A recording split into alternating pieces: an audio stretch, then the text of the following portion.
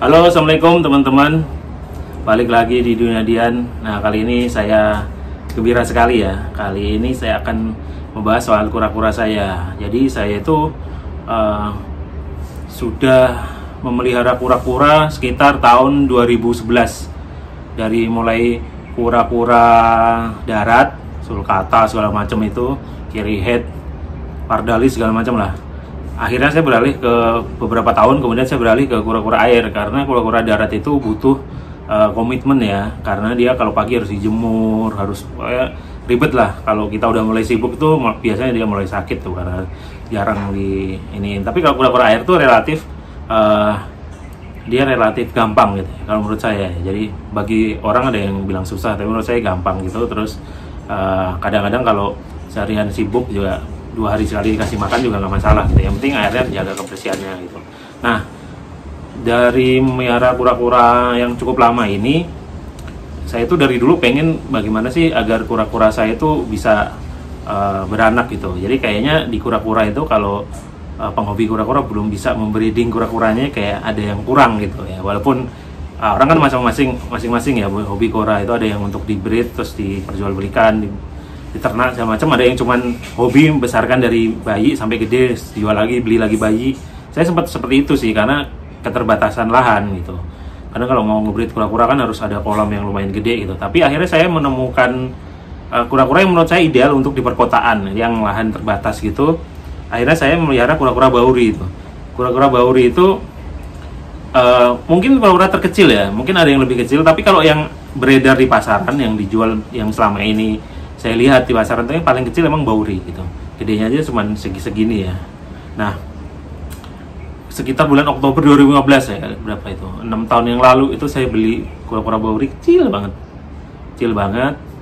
Dari habis netes lah itu, mungkin usia nggak nyampe sebulan ya. Akhirnya saya piara sampai gede. Ternyata pas sudah gede itu dia jantan ya. Itu agak susah dulu di pasaran. Biasanya banyak betina. Lalu ya udah saya cari betinanya dengan barter rugi lah dengan kura-kura saya yang kura-kura stingpot itu, karena stingpot itu waktu itu juga lebih banyak betinanya juga gitu. Akhirnya punyalah dua kura itu, lalu saya kawinkan. Nah, alhamdulillah hari ini tanggal 26 Januari 2021 membuahkan hasil gitu, menetas kura-kuranya. Nah, ini dia ceritanya. Ore, menetas kura-kuranya. Jadi ini yang satu infertil. Karena waktu itu dia nelurnya belum dibuahi ya, dia karena masih pisah. Habis itu saya campur nelur lagi. Nelurnya di air sih. Terus kita taruh di situ dari 4 Oktober ya. Oktober, November, Desember, Januari, 3 bulan lebih nih baru netas ini. Alhamdulillah akhirnya netas juga. Ini 2 kali nelur dari tahun yang lalu nggak jadi kura-kura. Ini kura-kura bauri ya. Kalau bertelur kita taruhin situ lagi telurnya. Masih ada 2 sih. Nah, Imut banget. ini masih ini ya, masih ada ini ya telurnya. Ntar masih serep. Nanti kita kasih merah-merahnya. Kita kasih ini. Merah-merahnya buat Kita kasih. Ini dia nih. Kura-kura bauri yang baru saja menetas di cangkangnya. Ini kuranya masih ada egg yolknya sedikit di bawahnya. Ini tadi saya pegang di tangan, dia langsung gini nih, langsung pup. Ini udah mulai gerak-gerak. Tadi itu netesnya di sini tepatnya. Yang ini tidak menetas karena infertil, sudah diduga dari awal ya. Karena waktu nelur ini di air itu dia lagi dipisah sama cowoknya, jadi belum dibuahi. Lalu saya campur, lalu nelur lagi di air. Tapi karena udah dikawin pasti fertil. Lalu biasanya kelihatannya kalau yang fertil itu dia akan ada talkingnya, jadi kayak ada sabuk warna putih gitu. Nah, yang ini enggak gitu. Terus ini sebenarnya agak lama ya, harusnya 2 bulan, ini sampai 3 bulan. dari Oktober tanggal 4 sampai sekarang kan 3 bulan lebih baru netes. Tapi teman ada yang sampai 6 bulan baru netes ya. Metode penetesannya cuman ini doang nih. Ini dikasih air, cuman dikasih air, terus ditutup pakai tisu di atasnya, lalu ditutup gitu aja. Nah, jadi yang setahun lalu sebenarnya dia udah bertelur, malah dia bertelurnya dimasukin ke pasirnya. Cuman waktu itu saya nggak punya pengalaman, lalu saya masukin ke ini ya apa namanya, saya pakai vermiculit, saya kasih air gitu, malah akhirnya jamuran nggak netes. Sekarang netes nih, nah itu tuh, lihat ya itu udah jalan-jalan tuh. Masih ada egg yolknya sedikit itu. Nanti kalau itu udah habis, baru kita kasih makan ya, kasih ini. Ini mungkin dia akan masih kaget dengan dunia luar. Jadi kemarin saya sempat deg-degan ya, karena ini kan telurnya nih waktu itu masih tertutup, lalu ada retak-retak ini. Aduh, ini apakah pecah? Apakah ini? Tapi saya center dia ada pembuluh darah, jadi oh berarti dia akan netes tuh. Intinya kalau telur fertil itu kalau udah usianya 2 minggu apa seminggu gitu, 2 minggu lah kayaknya, kalau di center udah keluar pembuluh darah itu udah pasti jadi deh, udah terusin aja gitu. Jadi selama itu ya kalau meleset dari prediksi menetas, yaitu ini aja, sabar aja, tunggu. Ini contohnya ini harusnya 2 bulan, tapi ini udah 3 bulan lebih baru menetas. Ya sudah. Ini belum tahu nih cowok apa cewek karena masih kecil. Ya, kalau udah melebihi itu tunggu ya, karena itu tadi ada yang 2 bulan, ada juga temen yang 6 bulan tuh baru netes. Mungkin tergantung cuaca juga ya. Jadi sabar aja gitu.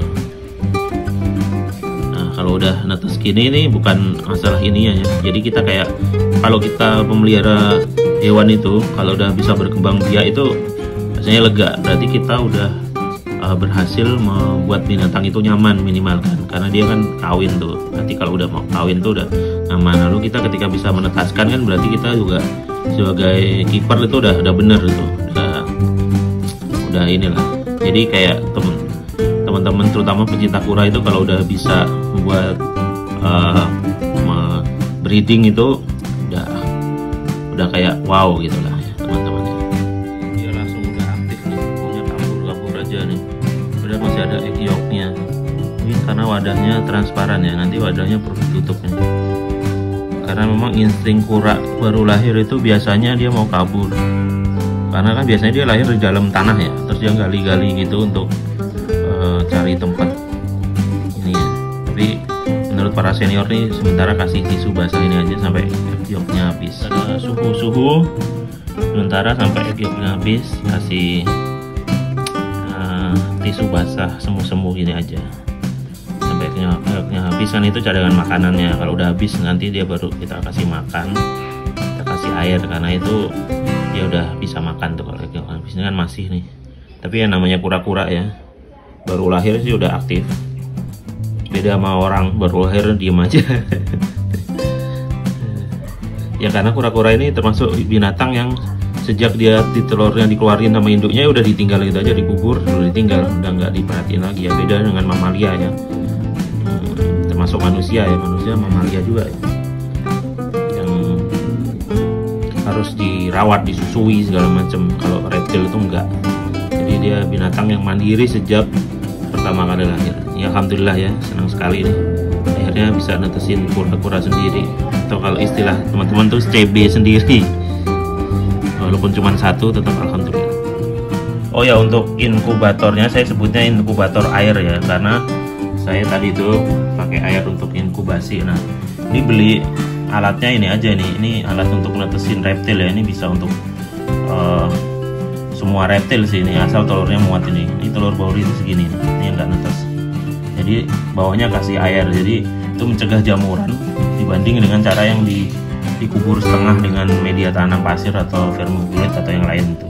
Ini bisa dikasih termometer. Jadi kalau beli ini banyak kok di Tokopedia, di Bukalapak, sama tutupnya, sudah sama tutupnya. Nah ini kan air, tutupnya rapat, jadi biar uap air yang menguap tidak kena di telur ini kan yang nggak netes nih jamuran nih. Karena apa? Sempat begitu dipindah-pindah itu kecipratan air, jadi jamuran. Makanya salah satu buat nggak netes tuh jamuran. Nah, makanya dikasih ini nih, atasnya kita tutupin dengan tisu ini kan kelihatan nih, ini nyerap airnya. Jadi atasnya tetap kering, ini bawahnya lembab, jadi bisa netes nih. Tutupnya rapet. Ini kan nggak harus begini sih, bisa bikin sendiri dengan ram segala macam. Cuman kan saya nggak mau ribet. Lagian kan telurnya dikit. Muat berapa nih? Tuh, 12 nih. Lumayan gitu. Bisa untuk kadal-kadalan segala macam. Dan terbukti menetas gitu. Banyak sih teman-teman yang pakai metode dengan air begini sih. Ininya ya macam-macam. Naruhnya bisa di kamar mandi, yang itu katanya bagus lembab. Cuman saya taruh di lemari di bawah akuarium saya tuh, akuarium diskus saya itu kan di bawahnya ada lemarinya tuh untuk nyimpen barang, saya taruh di situ. Itu kan pasti karena di atasnya ada tank yang dingin, terus ini pasti kelembapannya bagus tuh. Dan ya terbukti nih, alhamdulillah. Ini atas nih buktinya kan. Nah ini dia si Mimis ya, ini si bapaknya nih, jantan. Ini yang saya beli dari 2015 dulu, masih bayi banget. Nah, ini kandangnya cuma seperti ini, kontainer aja, karena dia kan kecil nih. Ini perbandingan nih telapak tangan saya nih, segini, dia kecil banget, nggak nyampe setelapak tangan. Nah ini jantan. Nah betinanya itu yang ini nih. Nah yang ini kenapa dipisah? Karena kalau dikawin tuh hancur. Lihat ini betinanya yang punya anak tuh yang ini nih. Dia tuh belakangnya hancur. Karena kalau dikawin entah kenapa itu kebunnya sampai hancur-hancur. Makanya dia kalau dikawin tuh kabur-kaburan. Nah dia udah tahun lalu udah bertelur juga ya. Tapi dua-duanya nggak jadi ya, jamuran atau nggak fertil, nggak ngerti juga. Padahal waktu itu dia telurnya di sini nih, di pasir nih saya ambil. Nggak tahu fertil atau infertil. Nah kalau yang ini belum pernah nelur, ini baru kok kecil, tapi dia cepet tumbuh. Kalau yang ini udah 2 kali ya. Yang dia nelur pertama, yang nelur pertama itu dua-duanya nggak jadi. Lalu yang tahun ini itu saya temukan dia nelur di sini tuh, nelur di sini karena dipisah. Oh berarti udah musim telur. Nah telurnya saya ambil, lalu saya pindah, saya kawinkan dengan si Mimis di sini. Lalu dikawinin. Nah akhirnya bener kan yang telur. Oh akhirnya habis dikawin nggak mau nelur, saya pindah ke sini, ternyata dia nelur di air. Jadi kayaknya dia ketakutan di situ.